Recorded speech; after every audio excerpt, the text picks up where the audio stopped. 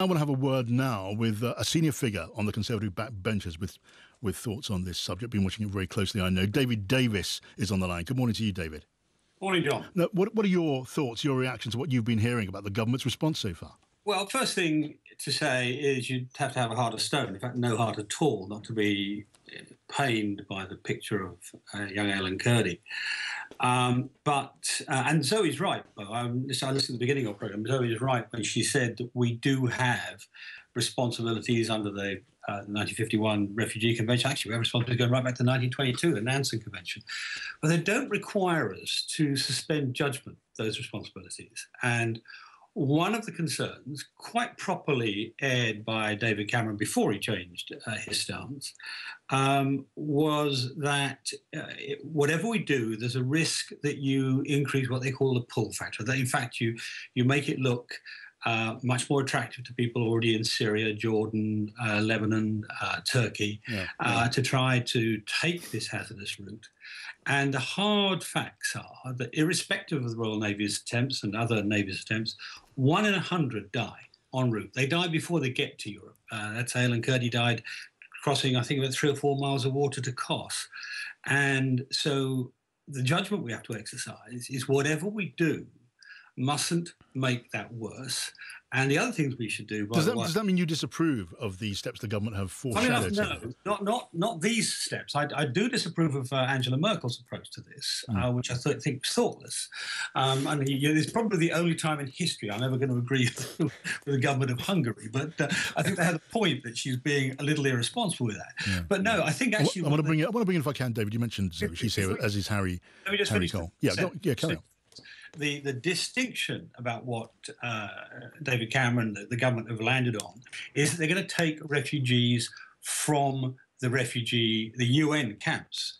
And that, of course, is designed exactly not to exacerbate the so-called pull factor, not to exacerbate the number of people attempting those crossings and therefore dying. I've got to dispute this idea about the pull factor. Nobody puts their children on a boat unless it's more dangerous on the land that they've just left. Nobody does it. I mean, sorry, I'm afraid that's not true. But you are seeing people do this. No, let's let Zoe make her point. Yeah, Harry. why don't we let me?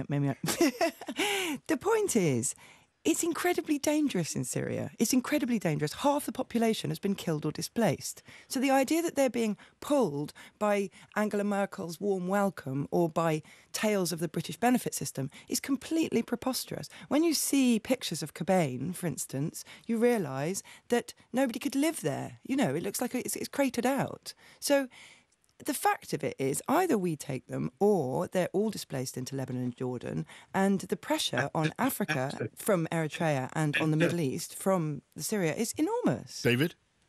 Well, and Turkey. I mean, bear in mind, they didn't start from Syria. They started from Syria. They didn't start the ocean journey or the sea journey from Syria. They started from Turkey.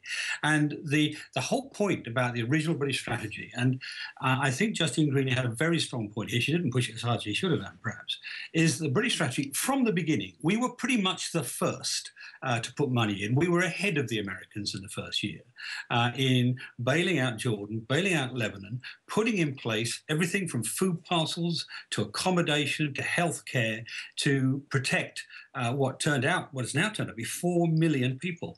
There's still something like 20 million people in Syria, and if we do create a feeling there that there's a better life elsewhere and it's open to everybody, then I'm afraid 300,000, which is an enormous number now, 300,000 to 400,000, will become more and more. But listen, this is ridiculous.